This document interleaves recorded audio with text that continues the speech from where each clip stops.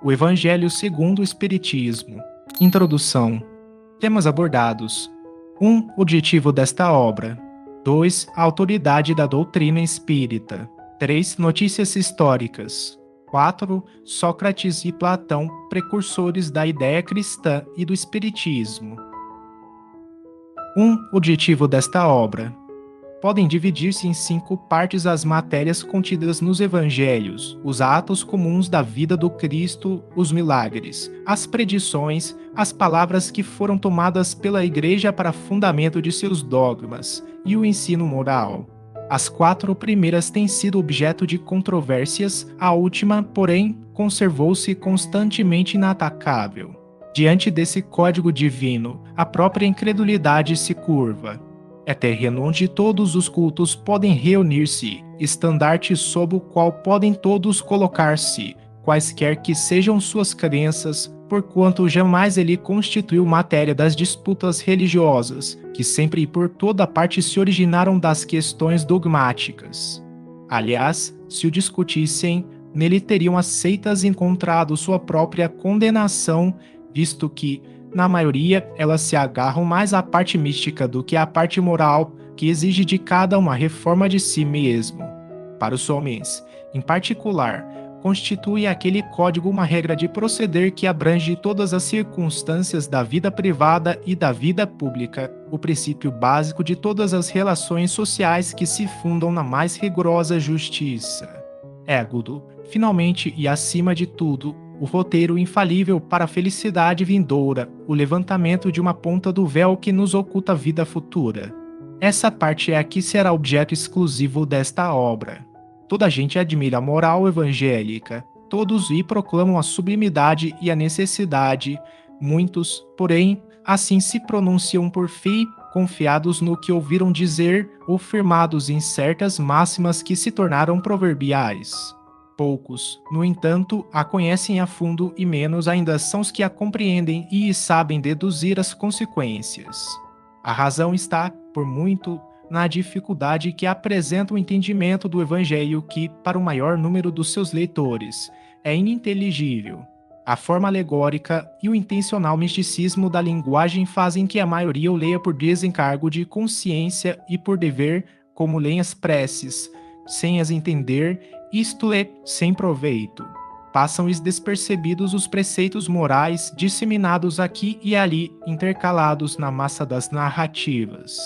Impossível, então, apanhar-se o conjunto e tomá-los para objeto de leitura e meditações especiais. É certo que tratados já se hão escrito de moral evangélica, mas o arranjo em moderno estilo literário lhe tira a primitiva simplicidade que, ao mesmo tempo, lhe constitui o encanto e a autenticidade. Outro tanto cabe dizer-se das máximas destacadas e reduzidas à sua mais simples expressão proverbial. Desde logo, já não passam de aforismos, privados de uma parte do seu valor e interesse pela ausência dos acessórios e das circunstâncias em que foram enunciadas.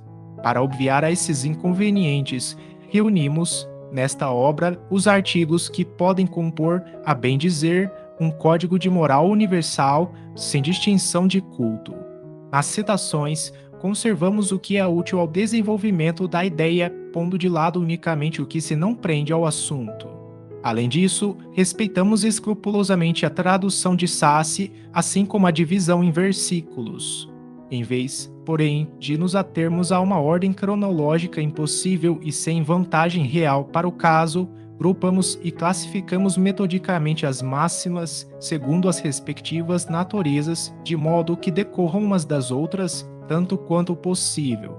A indicação dos números de ordem dos capítulos e dos versículos permite-se recorrer à classificação vulgar quando oportuno. Esse, entretanto, seria um trabalho material que, por si só, apenas teria secundária utilidade.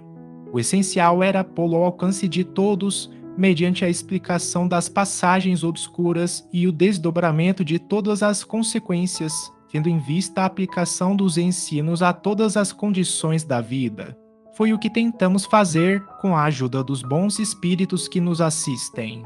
Muitos pontos dos evangelhos, da Bíblia e dos autores sacros em geral por si só são ininteligíveis, parecendo alguns até irracionais, por falta da chave que faculte se lhes apreenda o verdadeiro sentido. Essa chave está completa no Espiritismo, como já o puderam reconhecer os que o têm estudado seriamente e como todos, mais tarde, ainda melhor o reconhecerão. O Espiritismo se nos depara por toda parte na antiguidade e nas diferentes épocas da humanidade. Por toda a parte se descobrem os vestígios, nos escritos, nas crenças e nos monumentos. Essa razão porque, ao mesmo tempo que rasga horizontes novos para o futuro, projeta a luz não menos viva sobre os mistérios do passado. Como complemento de cada preceito, acrescentamos algumas instruções escolhidas, dentre as que os espíritos ditaram em vários países e por diferentes médiums.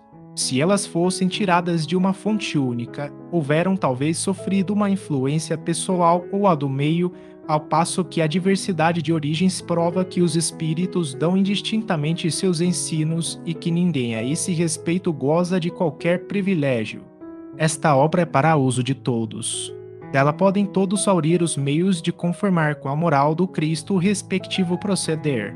Aos espíritas oferece aplicações que isso concernem de modo especial, graças às relações estabelecidas, doravante e permanentemente, entre os homens e o mundo invisível, a lei evangélica, que os próprios espíritos ensinaram a todas as nações, já não será letra morta, porque cada uma compreenderá e se verá incessantemente compelido a pô-la em prática a conselho de seus guias espirituais. As instruções que promanam dos espíritos são verdadeiramente as vozes do céu que vêm esclarecer os homens e convidá-los à prática do Evangelho. 2. A autoridade da doutrina espírita. Controle universal do ensino dos espíritos. Se a doutrina espírita fosse de concepção puramente humana, não ofereceria por penhor senão as luzes daquele que a houvesse concebido.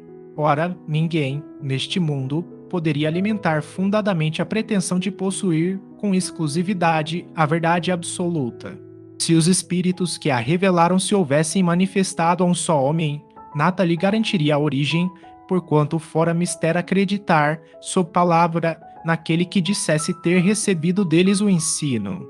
Admitida, de sua parte, sinceridade perfeita, quando muito poderia lhe convencer as pessoas de suas relações, conseguiria sectários, mas nunca chegaria a congregar todo o mundo. Nota de Allan Kardec. Houvéramos, sem dúvida, podido apresentar, sobre cada assunto, maior número de comunicações obtidas numa porção de outras cidades e centros, além das que citamos. Tivemos, porém, de evitar a monotonia das repetições inúteis e limitar a nossa escolha às que, tanto pelo fundo quanto pela forma, se enquadravam melhor no plano desta obra, reservando para publicações ulteriores as que não puderam caber aqui. Quanto aos médiuns, abstivemo-nos de nomeá-los. Na maioria dos casos, não os designamos a pedido deles próprios e, assim sendo, não convinha fazer exceções. Ademais, os nomes dos médiuns nenhum valor teriam acrescentado à obra dos espíritos. Mencioná-los mais não fora, então, do que satisfazer ao amor próprio, coisa a que os médiuns verdadeiramente sérios nenhuma importância ligam. Compreendem eles que, por ser meramente passivo o papel que lhes toca, o valor das comunicações em nada lhes exalça o mérito pessoal e que seria por isso envadecerem-se de um trabalho de inteligência ao qual é apenas mecânico concurso que prestam. Quis Deus que a nova revelação chegasse aos homens por mais rápido caminho e mais autêntico. Incumbiu, pois, os espíritos de levá-la de um polo a outro, manifestando-se por toda parte, sem conferir a ninguém o privilégio de lhes ouvir a palavra. Um homem pode ser ludibriado, pode enganar-se a si mesmo, já não será assim quando milhões de criaturas veem e ouvem a mesma coisa. Constitui isso uma garantia para cada um e para todos. Ademais, pode fazer-se que desapareça um homem, mas não se pode fazer que desapareçam as coletividades. Podem queimar-se os livros, mas não se podem queimar os espíritos. Ora, queimassem-se todos os livros e a fonte da doutrina não deixaria de conservar-se inexaurível, pela razão mesma de não estar na terra, de surgir em todos os lugares e de poderem todos descedentar-se nela. Faltem os homens para difundi-la, haverá sempre os espíritos, cuja atuação a todos atinge e aos quais ninguém pode atingir. São, pois, os próprios espíritos que fazem a propagação com o auxílio dos inúmeros médiuns que, também eles, os espíritos, vão suscitando de todos os lados. Se tivesse havido unicamente um intérprete, por mais favorecido que fosse, o espiritismo mal seria conhecido. Qualquer que fosse a classe a que pertencesse, tal intérprete houvera sido objeto das prevenções de muita gente e nem todas as nações o teriam aceitado, ao passo que os espíritos se comunicam em todos os pontos da terra, a todos os povos, a todas as seitas, a todos os partidos, e todos os aceitam. O espiritismo não tem nacionalidade e não faz parte de nenhum culto existente, nenhuma classe social o impõe, visto que qualquer pessoa pode receber instruções de seus parentes e amigos de além-túmulo. Cumpre seja assim, para que ele possa conduzir todos os homens à fraternidade. Se não se mantivesse em terreno neutro, alimentaria as dissensões, em vez de apaziguá-las. Nessa universalidade do ensino dos espíritos reside a força do espiritismo e, também, a causa de sua tão rápida propagação. Ao passo que a palavra de um só homem, mesmo com o concurso da imprensa, levaria séculos para chegar ao conhecimento de todos, milhares de vozes se fazem ouvir simultaneamente em todos os recantos do planeta, proclamando os mesmos princípios e transmitindo-os aos mais ignorantes, como aos mais doutos, a fim de que não haja deserdados. É uma vantagem de que não gozar ainda nenhuma das doutrinas surgidas até hoje. Se o espiritismo, portanto, é uma verdade, não teme o mal querer dos homens, nem as revoluções morais, nem as subversões físicas do globo, porque nada disso pode atingir os espíritos. Não é essa, porém, a única vantagem que lhe decorre da sua excepcional posição. Ela lhe faculta inatacável garantia contra todos os cismas que pudessem provir, seja da ambição de alguns, seja das contradições de certos espíritos. Tais contradições, não a negar, são um escolho, mas que traz consigo remédio ao lado do mal.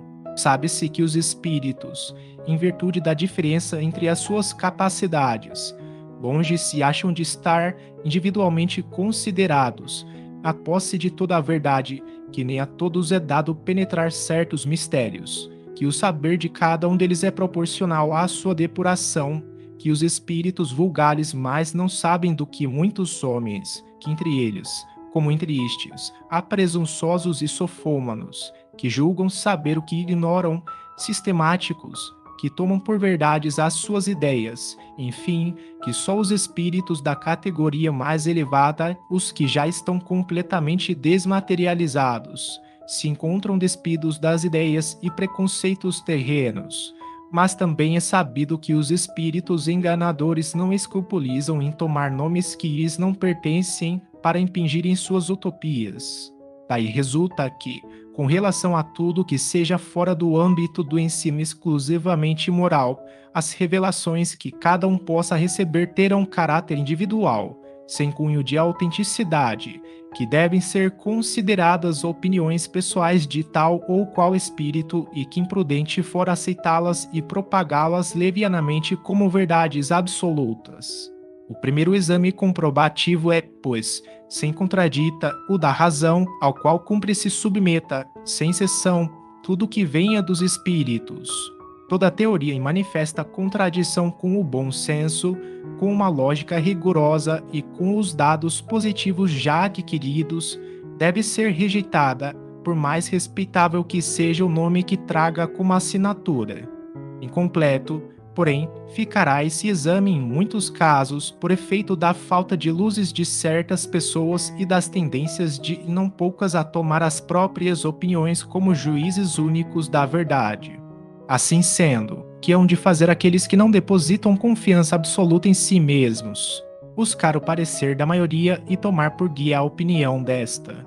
De tal modo é que se deve proceder em face do que digam os espíritos, que são os primeiros a nos fornecer os meios de consegui-lo. A concordância no que ensinem os espíritos é, pois a melhor comprovação. Importa, no entanto, que ela se dê em determinadas condições. A mais fraca de todas ocorre quando o médium, a sós, interroga muitos espíritos acerca de um ponto duvidoso. É evidente que, se ele estiver sob o império de uma obsessão ou lidando com um espírito mistificador, este pode dizer a mesma coisa sob diferentes nomes. Tampouco garantia alguma suficiente haverá na conformidade que apresente o que se possa obter por diversos médiums no mesmo centro, porque podem estar todos sob a mesma influência. Uma só garantia séria existe para o ensino dos espíritos, a concordância que haja entre as revelações que eles façam espontaneamente, servindo-se de grande número de médiuns estranhos uns aos outros em vários lugares. Vê-se bem que não se trata aqui das comunicações referentes a interesses secundários, mas do que respeita aos princípios mesmos da doutrina. Prova a experiência que, quando um princípio novo tem de ser enunciado, isso se dá espontaneamente em diversos pontos ao mesmo tempo e de modo idêntico, senão quanto à forma quanto ao fundo. Se, portanto, aprover a um espírito formular um sistema excêntrico, baseado unicamente nas suas ideias e com exclusão da verdade, pode ter-se a certeza de que tal sistema conservar-se-á circunscrito e cairá diante das instruções dadas de todas as partes, conforme os múltiplos exemplos que já se conhecem. Foi essa unanimidade que pôs por terra todos os sistemas parciais que surgiram na origem do Espiritismo, quando cada um explicava à sua maneira os fenômenos, e antes que se conhecessem as leis que regem as relações entre o mundo visível e o mundo invisível. Essa base em que nos apoiamos quando formulamos um princípio da doutrina. Não é porque esteja de acordo com as nossas ideias que o temos por verdadeiro. Não nos arvoramos absolutamente em árbitro supremo da verdade e a ninguém dizemos, crede em tal coisa, porque somos nós que vô-lo dizemos. A nossa opinião não passa aos nossos próprios olhos, de uma opinião pessoal que pode ser verdadeira ou falsa, visto não nos considerarmos mais infalível do que qualquer outro. Também não é porque um princípio nos foi ensinado que, para nós, ele exprime a verdade, mas porque recebeu a sanção da concordância. Na posição em que nos encontramos a receber comunicações de perto de 1000 centros espíritas sérios, disseminados pelos mais diversos pontos da Terra, achamos-nos em condições de observar sobre que princípio se estabelece a concordância. Essa observação é que nos tem guiado até hoje e é a que nos guiará em novos campos que o Espiritismo terá de explorar. Porque, estudando atentamente as comunicações vindas tanto da França como do estrangeiro, reconhecemos, pela natureza toda especial das revelações, que ele tende a entrar por um novo caminho e que chegou o momento de dar um passo para adiante. Essas revelações, feitas muitas vezes com palavras veladas, tão frequentemente passado despercebidas a muitos dos que as obtiveram. Outros julgaram-se os únicos a possuí-las. Tomadas insuladamente, elas, para nós, nenhum valor teriam, somente a coincidência lhes imprime gravidade. Depois, chegado o momento de serem entregues à publicidade, cada um se lembrará de haver obtido instruções no mesmo sentido. Esse movimento geral, que observamos e estudamos com a assistência dos nossos guias espirituais, é que nos auxilia a julgar da oportunidade de fazermos ou não alguma coisa. Essa verificação universal constitui uma garantia para a unidade futura do Espiritismo e anulará todas as teorias contraditórias. Aí é que, no porvir, se encontrará o critério da verdade. O que deu lugar ao êxito da doutrina exposta em O Livro dos Espíritos e em O Livro dos Médiuns foi que em toda parte todos receberam diretamente dos Espíritos a confirmação do que esses livros contêm. Se de todos os lados tivessem vindo os Espíritos contradizê-la, já de há muito haveriam aquelas obras experimentado a sorte de todas as concepções fantásticas. Nem mesmo o apoio da imprensa salvaria do naufrágio, ao passo que, privadas como se viram desse apoio, não deixaram elas de abrir caminho e de avançar celeremente. É que tiveram o apoio dos espíritos, cuja boa vontade não só compensou, como também sobrepujou o mal-querer dos homens. Assim sucederá a todas as ideias que, emanando quer dos espíritos, quer dos homens, não possam suportar a prova desse confronto, cuja força ninguém é lícito contestar. Suponhamos para alguns espíritos ditar, sob qualquer título, um livro em sentido contrário, suponhamos mesmo que, com intenção hostil, objetivando desacreditar a doutrina, a malevolência suscitasse comunicações apócrifas, que influência poderiam exercer tais escritos, desde que de todos os lados os desmentissem os espíritos. É com adesão destes que se deve garantir aquele que queira lançar, em seu nome, um sistema qualquer. Do sistema de um sol de todos, medem a distância que vai da unidade ao infinito. Que poderão conseguir os argumentos dos detratores sobre a opinião das massas, quando milhões de vozes amigas, provindas do espaço, se façam ouvir em todos os recantos do universo e no seio das famílias, a enfermá-los. A esse respeito, já não foi a teoria confirmada pela experiência? Que é feito das inúmeras publicações que traziam a pretensão de arrasar o espiritismo? Oh, que nem retardou a marcha. Até agora, não se considera a questão desse ponto de vista, sem contestação, um dos mais graves. Cada um contou consigo, sem contar com os espíritos.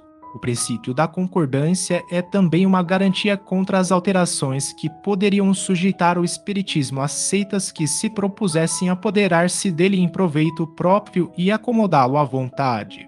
Quem quer que tentasse desviá-lo do seu providencial objetivo, mal sucedido se veria, pela razão muito simples de que os espíritos, em virtude da universalidade de seus ensinos, farão cair por terra qualquer modificação que se divorcie da verdade. De tudo isso ressalta uma verdade capital, a de que aquele que quisesse opor-se à corrente de ideias estabelecida e sancionada poderia, é certo, causar uma pequena perturbação local e momentânea, nunca, porém, dominar o conjunto, mesmo no presente, nem, ainda menos, no futuro. Também ressalta que as instruções dadas pelos espíritos sobre os pontos ainda não elucidados da doutrina não constituirão lei, enquanto essas instruções permanecerem insuladas, que elas não devem, por conseguinte, ser aceitas senão sob todas as reservas e a título de esclarecimento. Daí a necessidade da maior prudência em dar publicidade e, caso se julgue conveniente publicá-las, importa não as apresentar senão como opiniões individuais, mais ou menos prováveis, porém carecendo sempre de confirmação. Essa confirmação é que se precisa aguardar antes de apresentar um princípio como verdade absoluta, a menos se queira ser acusado de leviandade ou de credulidade refletida.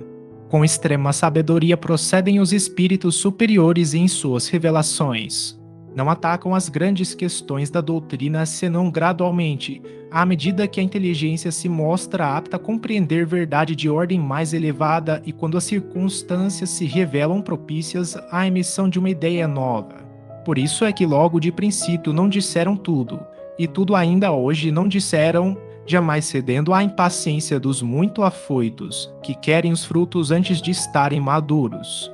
Fora, pois, supérfluo pretender adiantar-se ao tempo que a providência assinou para cada coisa, porque, então, os espíritos verdadeiramente sérios negariam seu concurso.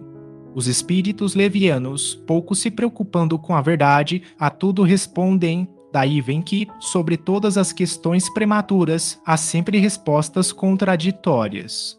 Os princípios acima não resultam de uma teoria pessoal, são consequência forçada das condições em que os espíritos se manifestam. É evidente que, se um espírito diz uma coisa de um lado, enquanto milhões de outros dizem o contrário algures, a presunção de verdade não pode estar com aquele que é o único ou quase o único de tal parecer. Ora, pretender alguém ter razão contra todos seria tão ilógico da parte dos espíritos, quanto da parte dos homens. Os espíritos verdadeiramente ponderados, se não se sentem suficientemente esclarecidos sobre uma questão, nunca a resolvem de modo absoluto, declaram que apenas a tratam do seu ponto de vista e aconselham que se aguarde a confirmação. Por grande, bela e justa que seja uma ideia, impossível é que desde o primeiro momento congregue todas as opiniões. Os conflitos que daí decorrem são consequência inevitável do movimento que se opera. Eles são mesmo necessários para maior realce da verdade e convém se produzam desde logo, para que as ideias falsas prontamente sejam postas de lado. Os espíritas que a esse respeito alimentassem qualquer temor podem ficar perfeitamente tranquilos. Todas as pretensões insuladas cairão pela força mesma das coisas, diante do enorme e poderoso critério da concordância universal. Não será a opinião de um homem que se aliará aos outros, mas a voz unânime dos espíritos. Não será um homem, nem nós, nem qualquer outro que fundará a ortodoxia espírita, tampouco será um espírito que se venha a impor a quem quer que seja. Será a universalidade dos espíritos que se comunicam em toda a terra por ordem de Deus. Esse é o caráter essencial da doutrina espírita, essa sua força, a sua autoridade. Quis Deus que a sua lei assentasse em base inamovível e por isso não lhe deu por fundamento a cabeça frágil de um só. Diante de tão poderoso areópago, onde não se conhecem corrilhos, nem rivalidades ciosas, nem seitas, nem nações, é que virão quebrar-se todas as oposições, todas as ambições, todas as pretensões, a supremacia individual é que nos quebraríamos nós mesmos se quiséssemos substituir os seus decretos soberanos pelas nossas próprias ideias. Só ele decidirá todas as questões litigiosas, imporá silêncio às dissidências e dará razão a quem a tenha. Diante desse imponente acordo de todas as vozes do céu, que pode a opinião de um homem ou de um espírito, menos do que a gota de água que se perde no oceano, menos do que a voz da criança que a tempestade abafa. A opinião universal, eis o juiz supremo, o que se pronuncia em última instância. Formam-na todas as opiniões individuais. Se uma destas é verdadeira, apenas tem na balança o seu peso relativo. Se é falsa, não pode prevalecer sobre todas as demais. Nesse imenso concurso, as individualidades se apagam, o que constitui novo insucesso para o orgulho humano. Já se desenhou harmonioso conjunto. Este século não passará sem que ele resplandeça em todo o seu brilho, de modo a dissipar todas as incertezas, porquanto daqui até lá potentes vozes terão recebido a missão de se fazer ouvir, para congregar os homens sob a mesma bandeira, uma vez que o campo se ache suficientemente lavrado. Enquanto isso se não dá, aquele que flutua entre dois sistemas opostos pode observar em que sentido se forma a opinião geral. Essa será a indicação certa do sentido em que se pronuncia a maioria dos espíritos, os diversos pontos em que se comunicam, e um sinal não menos certo de qual dos dois sistemas prevalecerá. 3. Notícias históricas. Para bem se compreenderem algumas passagens dos evangelhos, necessário se faz conhecer o valor de muitas palavras nelas frequentemente empregadas e que caracterizam o estado dos costumes e da sociedade judia naquela época. Já não tendo para nós o mesmo sentido, essas palavras foram com frequência mal interpretadas, causando isso uma espécie de incerteza. A inteligência da significação delas explica, ademais, o verdadeiro sentido de certas máximas que, à primeira vista, parecem singulares. Samaritanos. Após o cisma das 10 tribos, Samaria se constituiu a capital do reino dissidente de Israel. Destruída e reconstruída várias vezes, tornou-se, sob os romanos, a cabeça da Samaria, uma das 4 divisões da Palestina. Herodes, chamado Grande, a embelezou-de suntuosos monumentos e, para lisonjear Augusto, lhe deu o nome de Augusta, em grego Sebaste. Os samaritanos estiveram quase constantemente em guerra com os reis de Judá. A aversão profunda, datando da época da separação, perpetuou-se entre os dois povos, que evitavam todas as relações recíprocas. Aqueles, para tornarem maior a cisão e não terem de vir a Jerusalém pela celebração das festas religiosas, construíram para si um templo particular e adotaram algumas reformas.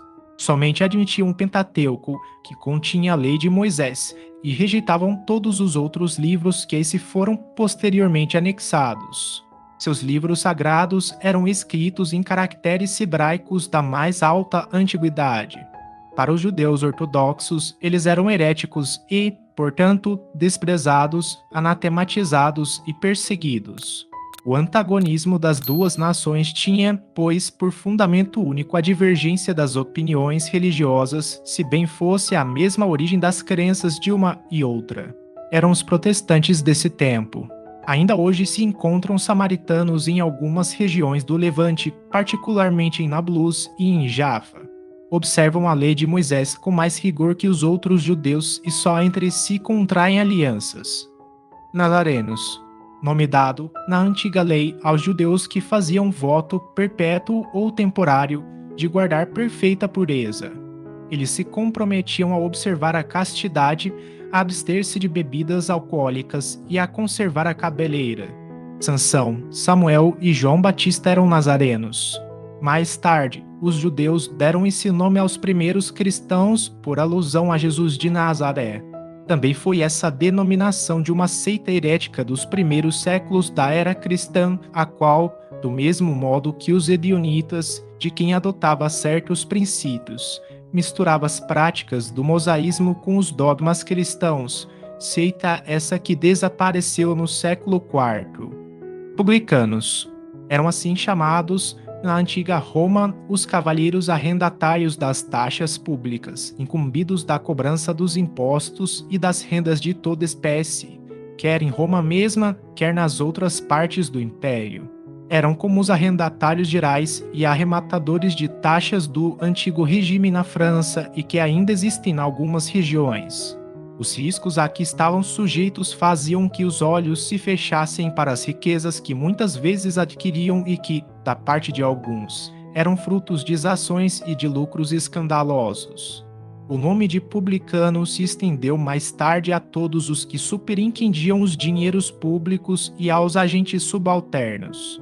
Hoje esse termo se emprega em sentido pejorativo para designar os financistas e os agentes pouco escrupulosos de negócios. Diz-se por vezes ávido como um publicano, rico como um publicano, com referência a riquezas de mau quilate. De toda a dominação romana, o imposto foi o que os judeus mais dificilmente aceitaram e o que mais irritação causou entre eles. Daí nasceram várias revoltas, fazendo-se do caso uma questão religiosa, por ser considerada contrária à lei. Constituiu-se, mesmo, um partido poderoso à cuja frente se pôs um certo Judá apelidado Galonita, tendo por princípio o não pagamento do imposto. Os judeus, pois, abominavam o imposto e, como consequência, todos os que eram encarregados de arrecadá-lo, donde a versão que votavam aos publicanos de todas as categorias, entre os quais podiam encontrar-se pessoas muito estimáveis, mas que, em virtude das suas funções, eram desprezadas, assim como os que com elas mantinham relações, os quais se viam atingidos pela mesma reprovação. Os judeus de destaque consideravam um comprometimento ter com eles intimidade. Porcageiros eram os arrecadadores de baixa categoria incumbidos principalmente da cobrança dos direitos de entrada nas cidades. Suas funções correspondiam mais ou menos à dos empregados de alfândega e recebedores dos direitos de barreira. Compartilhavam da repulsa que pesava sobre os publicanos em geral. Essa razão porque, no Evangelho, se depara frequentemente com a palavra publicano ao lado da expressão gente de má vida. Tal qualificação não implicava de debochados ou vagabundos. Era um termo de desprezo, sinônimo de gente de má companhia, gente indigna de conviver com pessoas distintas. Fariseus do hebreu parush, divisão, separação. A tradição constituía parte importante da teologia dos judeus. Consistia numa compilação das interpretações sucessivamente dadas ao sentido das escrituras e tornadas artigos de dogma. Constituía, entre os doutores, assunto de discussões intermináveis, as mais das vezes sobre simples questões de palavras ou de formas, no gênero das disputas teológicas e das sutilezas da escolástica da Idade Média. Daí nasceram diferentes seitas, cada uma das quais pretendia ter o monopólio da verdade, detestando-se umas às outras, como só ia acontecer. Entre essas seitas, a mais influente era a dos fariseus, que teve por chefe Hilel, doutor judeu nascido na Babilônia, fundador de uma escola célebre onde se ensinava que só se devia depositar fé nas escrituras. Sua origem remonta a 180 ou 200 anos antes de Jesus Cristo. Os fariseus, em diversas épocas, foram perseguidos, especialmente sob Hircano, soberano pontífice e rei dos judeus, Aristóbulo e Alexandre, rei da Síria. Este último, porém, lhes deferiu honras e restituiu os bens, de sorte que eles readquiriram o antigo poderio e o conservaram até a ruína de Jerusalém, no ano 70 da era cristã, época em que se lhes apagou o nome em consequência da dispersão dos judeus. Tomavam parte ativa nas controvérsias religiosas. Servis cumpridores das práticas exteriores do culto e das cerimônias, cheios de um zelo ardente de proselitismo e inimigos dos inovadores, afetavam grande severidade de princípios, mas, sob as aparências de meticulosa devoção, ocultavam costumes dissolutos, muito orgulho e, acima de tudo, excessiva ânsia de dominação. Tinham a religião mais como meio de chegarem a seus fins do que como objeto de fé sincera. Da virtude nada possuíam além das exterioridades e da ostentação, entretanto, por umas e outras, exerciam grande influência sobre o povo a cujos olhos passavam por santas criaturas. Daí os serem muito poderosos em Jerusalém. Acreditavam, ou pelo menos fingiam acreditar na providência, na imortalidade da alma, na eternidade das penas e na ressurreição dos mortos. Capítulo 4, item 4. Jesus, que prezava, sobretudo, a simplicidade e as qualidades da alma, que, na lei, preferia o espírito, que vivifica, a letra, que mata, se aplicou, durante toda a sua missão, a lhes desmascarar a hipocrisia, pelo que tinha neles encarniçados inimigos. Essa razão porque se ligaram aos príncipes dos sacerdotes para amotinar contra ele o povo e eliminá-lo. Escribas, nome dado, a princípio, aos secretários dos reis de Judá e a certos intendentes dos exércitos judeus. Mais tarde, foi aplicado especialmente aos doutores que ensinavam a lei de Moisés e a interpretavam para o povo. Faziam causa comum com os fariseus, de cujos princípios partilhavam, bem como da antipatia que aqueles votavam aos inovadores. Daí o envolvê-los Jesus na reprovação que lançava aos fariseus. Sinagoga do grego sinagoge, assembleia, congregação. Um único templo havia na Judéia, o de Salomão, em Jerusalém, onde se celebravam as grandes cerimônias do culto.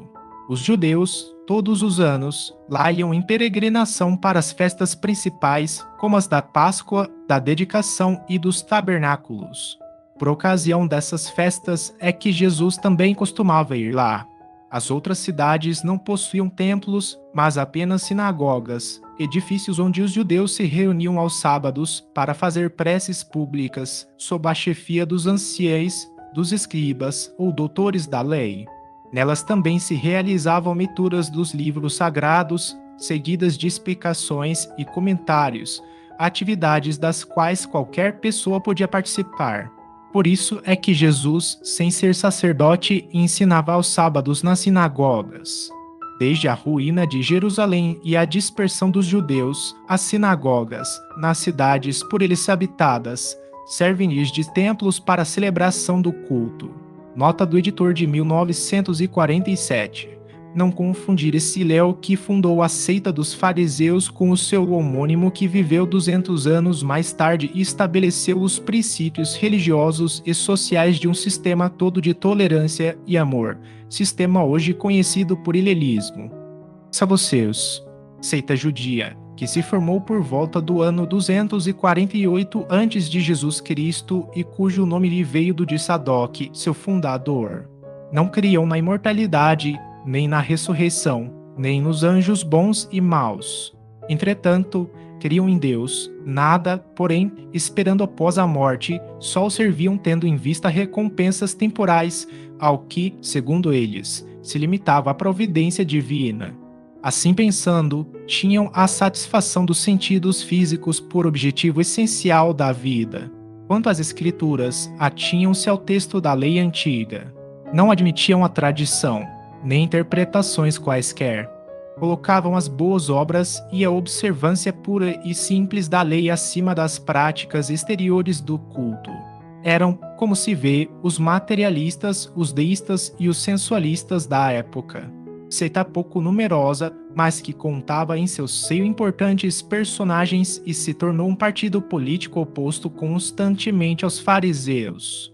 Essênios ou Esseus, também seita judia fundada cerca do ano 150 a.C. de Jesus Cristo, ao tempo dos Macabeus, e cujos membros, habitando uma espécie de mosteiros, formavam entre si uma como associação moral e religiosa.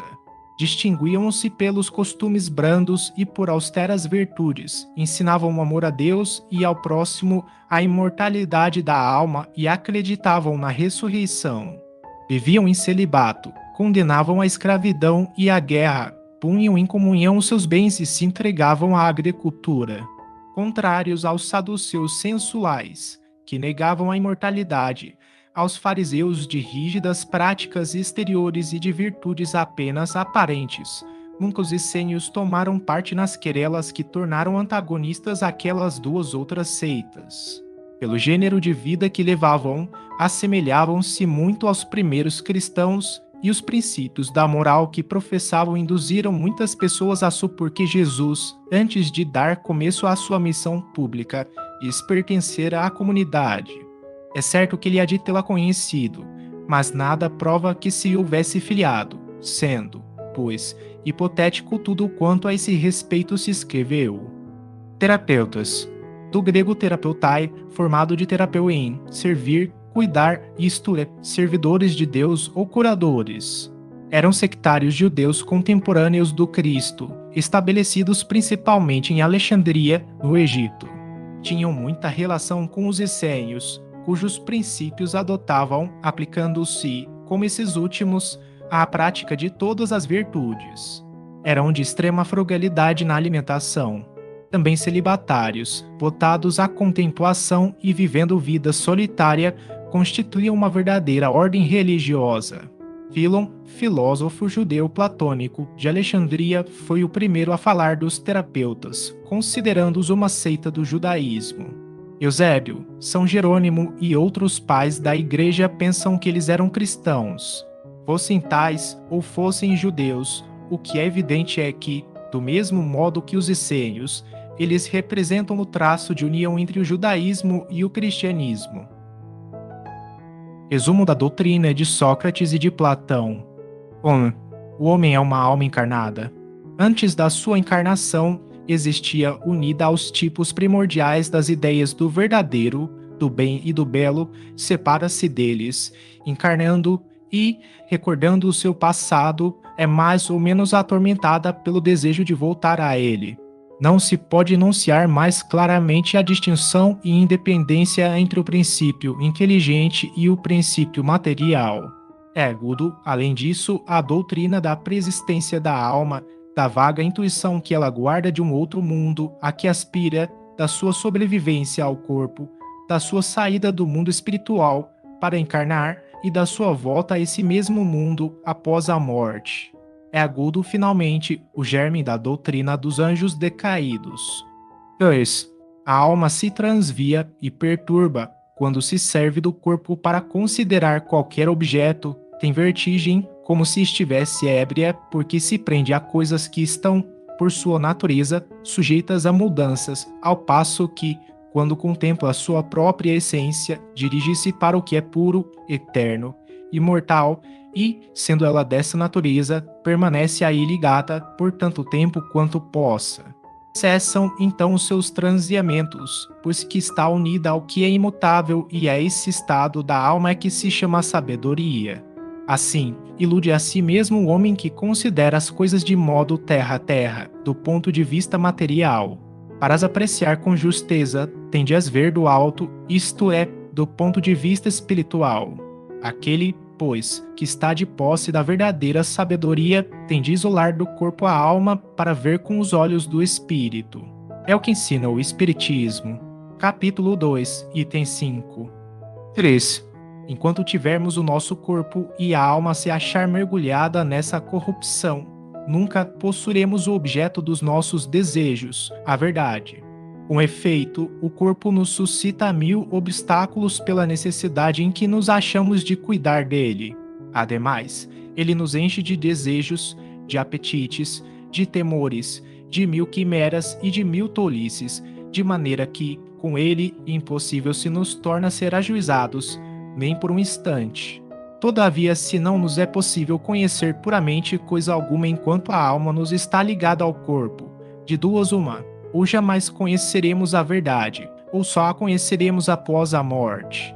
Libertos da loucura do corpo, conversaremos então, lícito é esperá-lo, com homens igualmente libertos e conheceremos, por nós mesmos, a essência das coisas. Essa razão por que os verdadeiros filósofos se exercitam em morrer e a morte não se lhes afigura, de modo nenhum, temível. Está aí o princípio das faculdades da alma obscurecidas por motivo dos órgãos corporais e o da expansão dessas faculdades depois da morte. Trata-se, porém, apenas de almas já depuradas, o mesmo não se dá com as almas impuras. O céu e o inferno, primeira parte, capítulo 2, segunda parte, capítulo 1. 4. A alma impura, nesse estado, se encontra oprimida e se vê de novo arrastada para o mundo visível, pelo horror do que é invisível e imaterial. Erra, então, de si, em torno dos monumentos e dos túmulos, junto aos quais já se tem visto tenebrosos fantasmas, quais devem ser as imagens das almas que deixaram o corpo sem estarem ainda inteiramente puras, que ainda conservam alguma coisa da forma material, o que faz que a vista humana possa percebê-las. Não são as almas dos bons, são, porém, as dos maus, que se veem forçadas a vagar por esses lugares, onde arrastam consigo a pena da primeira vida que tiveram e onde continuam a vagar até que os apetites inerentes à forma material de que se revestiram as reconduzam a um corpo. Então, sem dúvida, retomam os mesmos costumes que durante a primeira vida constituíam objeto de suas predileções.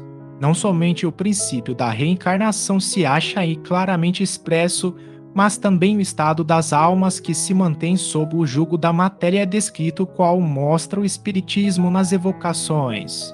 Mais ainda, no tópico acima se diz que a reencarnação num corpo material é consequência da impureza da alma, enquanto as almas purificadas se encontram isentas de reencarnar. Outra coisa não diz o Espiritismo, acrescentando apenas que a alma que boas resoluções tomou na erraticidade e que possui conhecimentos adquiridos, traz, ao renascer, menos defeitos, mais virtudes e ideias intuitivas do que tinha na sua existência precedente. Assim, cada existência ali marca um progresso intelectual e moral. O céu e o inferno, segunda parte, exemplos. 5. Após a nossa morte, o gênio demônio, que nos fora designado durante a vida, leva-nos a um lugar onde se reúnem todos os que têm de ser conduzidos ao Hades, para serem julgados. As almas, depois de haverem estado no Hades o tempo necessário, são reconduzidas a esta vida em múltiplos e longos períodos. É a doutrina dos anjos guardiães, ou espíritos protetores, e das reencarnações sucessivas, em seguida a intervalos mais ou menos longos de erraticidade. 6. Os demônios ocupam o espaço que separa o céu da terra, constituem o laço que une o grande todo a si mesmo. Não entrando nunca a divindade em comunicação direta com o homem, é por intermédio dos demônios que os deuses entram em comércio e se entretêm com ele, quer durante a vigília, quer durante o sono. A palavra daimon, da qual fizeram o termo demônio, não era, na antiguidade, tomada à má parte, como nos tempos modernos. Não designava exclusivamente seres malfazejos, mas todos os espíritos, em geral, dentre os quais se destacavam os espíritos superiores, chamados deuses, e os menos elevados, ou demônios propriamente ditos, que comunicavam diretamente com os homens. Também o Espiritismo diz que os espíritos povoam o espaço, que Deus só se comunica com os homens por intermédio dos espíritos puros, que são os incumbidos de transmitir as vontades, que os espíritos se comunicam com eles durante a vigília e durante o sono. Ponde, em lugar da palavra demônio, a palavra espírito e tereis a doutrina espírita, ponde a palavra anjo e tereis a doutrina cristã. 7. A preocupação constante do filósofo, tal como compreendiam Sócrates e Platão, é a de tomar o maior cuidado com a alma, menos pelo que respeita a esta vida, que não dura mais que um instante, do que tendo em vista a eternidade. Desde que a alma é imortal, não será prudente viver visando a eternidade? O cristianismo e o espiritismo ensinam a mesma coisa. 8.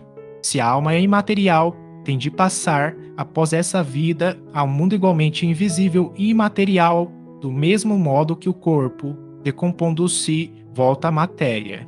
Muito importa, no entanto, distinguir bem a alma pura, verdadeiramente imaterial, que se alimente, como Deus, de ciência e pensamentos, da alma mais ou menos maculada de impurezas materiais, que a impedem de elevar-se para o divino e a retém nos lugares da sua estada na terra.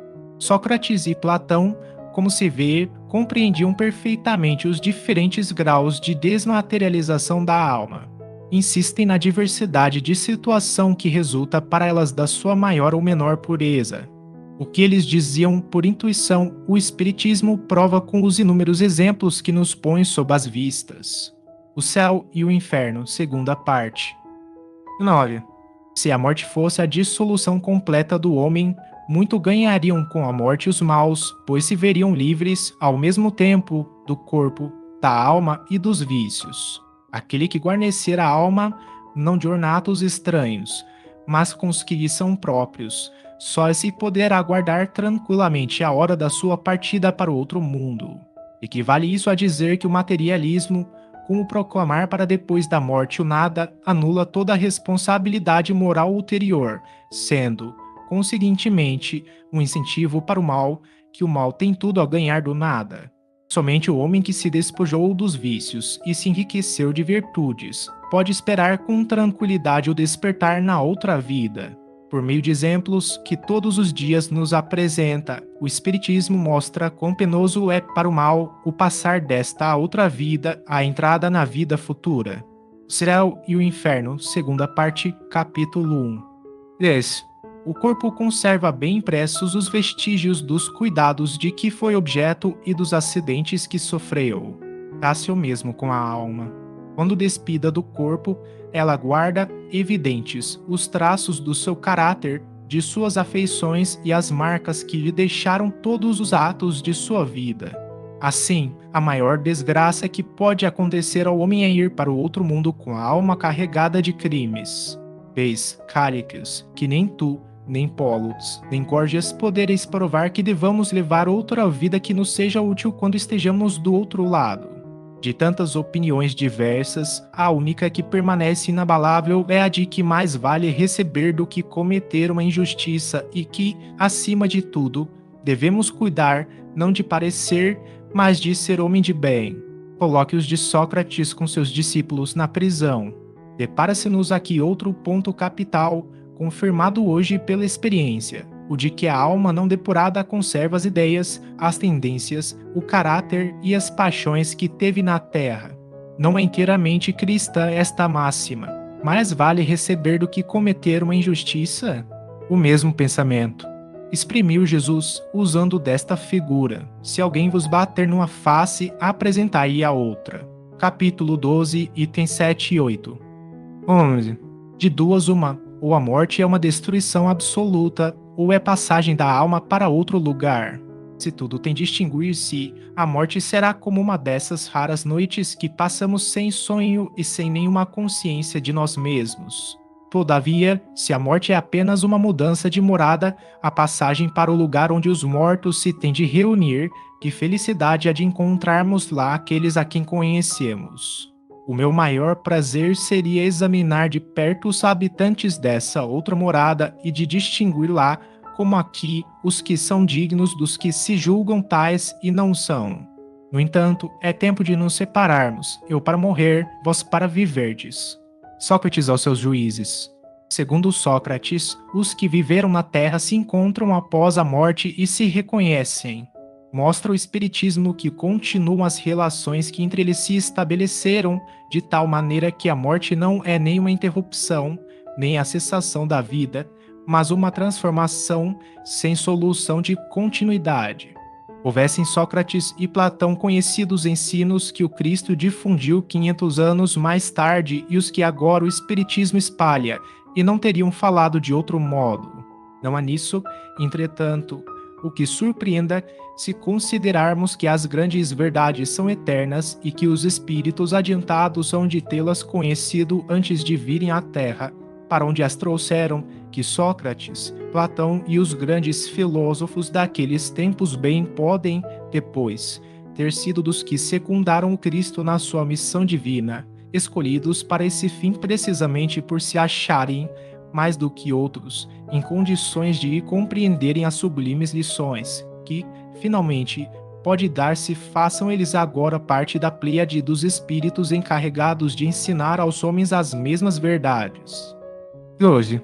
Nunca se deve retribuir com outro uma injustiça, nem fazer mal a ninguém, seja qual for o dano que nos hajam causado. Poucos, no entanto, serão os que admitam esse princípio, e os que se desentenderem a tal respeito nada mais farão, sem dúvida, do que se votarem uns aos outros mútuo desprezo. Não está aí o princípio de caridade, que prescreve não se retribua o mal com o mal e se perdoe aos inimigos. 13. É pelos frutos que se conhece a árvore. Toda ação deve ser qualificada pelo que produz, qualificá-la de má quando dela provém mal, de boa quando dê origem ao bem. Esta máxima, pelos frutos é que se conhece a árvore, se encontra muitas vezes repetida textualmente no Evangelho. 14. A riqueza é um grande perigo. Todo homem que ama a riqueza não ama a si mesmo, nem ao que é seu, ama uma coisa que é ainda mais estranha do que o que lhe pertence. Capítulo 16. 15. As mais belas preces e os mais belos sacrifícios prazem menos à divindade do que uma alma virtuosa que faz esforços por se assemelhar. Grave coisa fora que os deuses dispensassem mais atenção às nossas oferendas do que à nossa alma, se tal se desse. Poderiam os mais culpados conseguir que eles se lhes tornassem propícios. Mas não, verdadeiramente justos e retos só são os que, por suas palavras e atos, cumprem seus deveres para com os deuses e para com os homens. Capítulo 10, itens 7 e 8. 16. Chama o homem vicioso a esse amante vulgar que mais ama o corpo do que a alma. O amor está por toda parte em a natureza, que nos convida ao exercício da nossa inteligência, até no movimento dos astros o encontramos. É o amor que orna a natureza de seus ricos tapetes, ele se enfeita e fixa morada onde se deparem flores e perfumes. É ainda o amor que dá paz aos homens, calma ao mar, silêncio aos ventos e sono à dor. O amor que é de unir os homens por um laço fraternal é uma consequência dessa teoria de Platão sobre o amor universal como lei da natureza.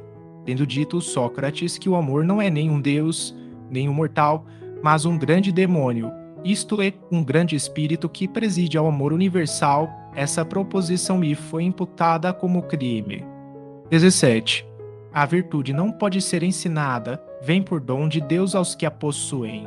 É quase a doutrina cristã sobre a graça, mas se a virtude é um dom de Deus, é um favor, e, então, pode perguntar-se por que não é concedida a todos. Por outro lado, se é um dom, carece de mérito para aquele que a possui. O Espiritismo é mais explícito, dizendo que aquele que possui a virtude adquiriu por seus esforços em existências sucessivas, despojando-se pouco a pouco de suas imperfeições. A graça é a força que Deus faculta ao homem de boa vontade para se expungir do mal e praticar o bem. 18. É disposição natural em todos nós a de nos apercebermos muito menos dos nossos defeitos do que dos de outrem. Diz o Evangelho: vedes a palha que está no olho do vosso próximo e não vedes a trave que está no vosso. Capítulo 10, itens 9 e 10. 19. Se os médicos são mal-sucedidos, tratando da maior parte das moléstias, é que tratam do corpo sem tratarem da alma. Ora, não se achando todo em bom estado, impossível é que uma parte dele passe bem. O Espiritismo fornece a chave das relações existentes entre a alma e o corpo e prova que um reage incessantemente sobre o outro.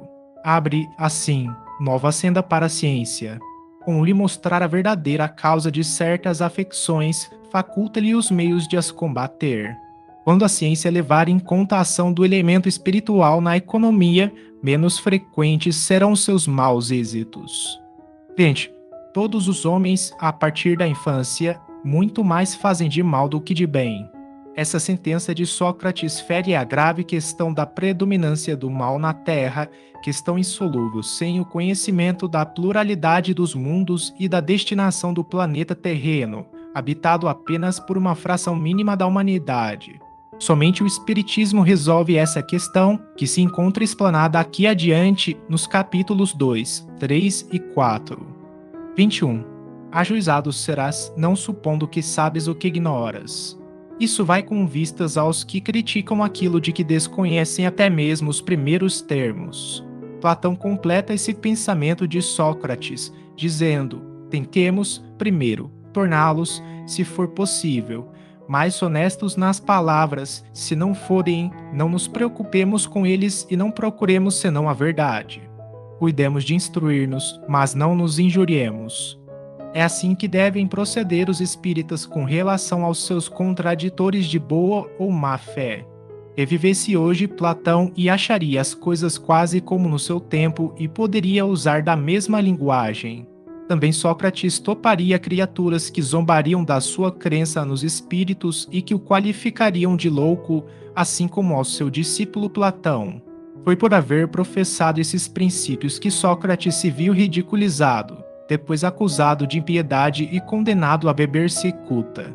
Tão certo é que, levantando contra si os interesses e os preconceitos que elas ferem, as grandes verdades novas não se podem firmar sem luta e sem fazer mártires.